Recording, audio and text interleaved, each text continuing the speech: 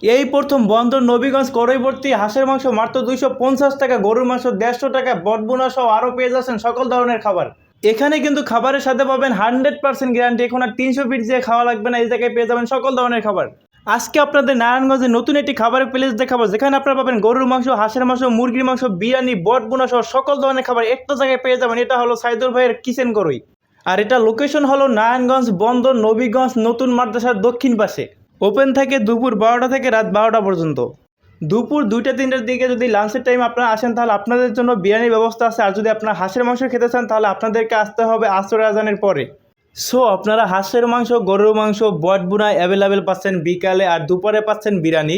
আমরা বিরিয়ানি ট্রাই করিনি, যার কারণে আমরা সন্ধ্যার পরে গিয়েছিলাম হাঁসের মাংস খেতে।